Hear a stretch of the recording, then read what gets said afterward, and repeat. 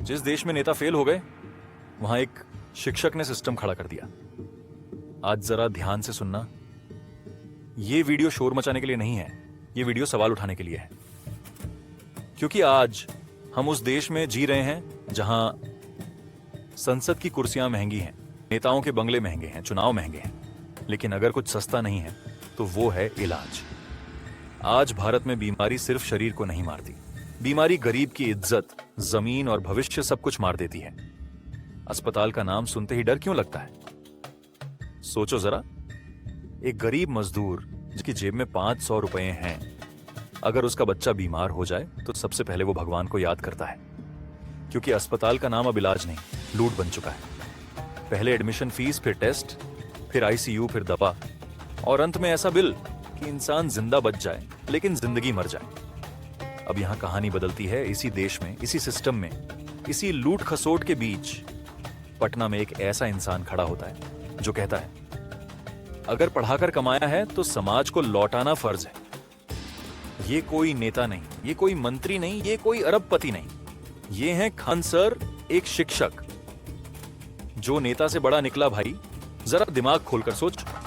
जिस आदमी का काम सिर्फ किताब पढ़ाना था, वो आदमी अस्पताल बनवा देता है, सस्ता इलाज शुरू कर देता है, गरीबों के लिए दरवाजे खोल देता है बिना सरकारी फंड, विदेशी एनजीओ, कॉरपोरेट मदद, चुनावी चंदे, सिर्फ ईमानदारी प्लस नियत प्लस इंसानियत। 20 घंटे पढ़ाना मजाक नहीं है। लोग कहते हैं इतना क्यों पढ़ाते हो, लेकिन सच्चाई ये है, खान सर दिन के 18 से 20 घंटे बच्चों को पढ़ाते हैं।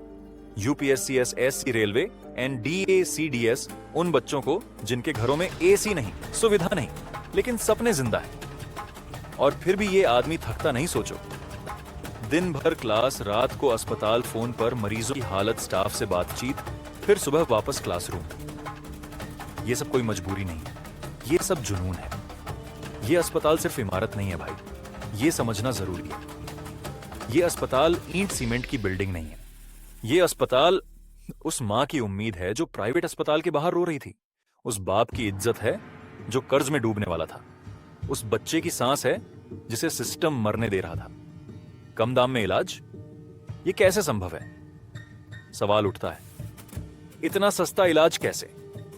जवाब सीधा है, क्योंकि यहां इलाज धंधा नहीं है। यहां फालतू टेस्ट नहीं, झूठी दवाइयां, डर दिखाकर आईसीयू नहीं, और बिल में घोटाला नहीं। यहां सिर्फ बीमारी देखी जाती है, बैंक बैलेंस नहीं। अब नेताओं की बात करें, अब जरा दूसरी तस्वीर देखो। 5 साल में हजारों करोड़ का बजट, स्वास्थ्य मंत्रालय, अफसरशाही योजनाएं, विज्ञापन, फिर भी सरकारी अस्पताल बदहाल, गरीब लाइन में मर रहा है। दवा बाहर से खरीदनी पड़ती है। तो सवाल उठता है, नेता क्या कर रहे थे? एक शिक्षक ने नेताओं को नंगा कर दिया। यह अस्पताल सिर्फ इलाज नहीं कर रहा, ये अस्पताल पूरे सिस्टम को आईना दिखा रहा है। ये कह रहा है, अगर मैं कर सकता हूं तो तुम क्यों नहीं? लीडरशिप का मतलब समझो, लीडर वो नहीं होता जो भाषण दे, लीडर वो होता है जो जिम्मेदारी उठाए, दर्द समझे, समाधान दे। आज अगर कोई असली नेता है तो वो संसद में नहीं, क्लासरूम और अस्पताल में है। खान सर ने प्रचार नहीं किया, ये सबसे बड़ी बात है। ना कोई पोस्टर, ना कोई होर्डिंग, ना कोई सेल्फी, ना कोई चुनावी फायदा, बस एक लाइन, नाम नहीं, काम बोलना चाहिए। देश को आज शर्म आनी चाहिए। सच बोलूं तो आज देश को नेताओं पर नहीं, खुद पर शर्म आनी चाहिए, क्योंकि हम ईमानदार को वायरल नहीं करते, हम काम करने वाले को वोट नहीं देते, हम भाषण पर ताली बजाते हैं और फिर सिस्टम को गाली देते हैं। अगर ऐसे लोग ज्यादा हो जाएं, सोचो, अगर हर शहर में एक खान सर हो जाए, शिक्षा सस्ती हो, इलाज सस्ता हो, नौकरी का डर कम हो और इज्जत जिंदा रहे, तो शायद इस देश को क्रांति की जरूरत ही न पड़े। ये वीडियो एक अपील है। इस वीडियो को मनोरंजन मत समझना, इसे जिम्मेदारी समझना। इसे शेयर करो उन लोगों तक जो कहते हैं कुछ नहीं बदल सकता, उन नेताओं तक जो भाषण में देश बेचते हैं, और उन युवाओं तक जो सोचते हैं कि अकेला इंसान कुछ नहीं कर सकता। क्योंकि आज पटना के एक एक शिक्षक ने साबित कर दिया, अगर नीयत साफ हो तो कुर्सी की जरूरत नहीं, पावर की जरूरत नहीं, पोस्ट की जरूरत नहीं, एक इंसान भी पूरा सिस्टम हिला सकता है। अंत में बस एक लाइन नेतृत्व पद से नहीं, कर्तव्य से पैदा होता है। और आज उस कर्तव्य का नाम है खान सर।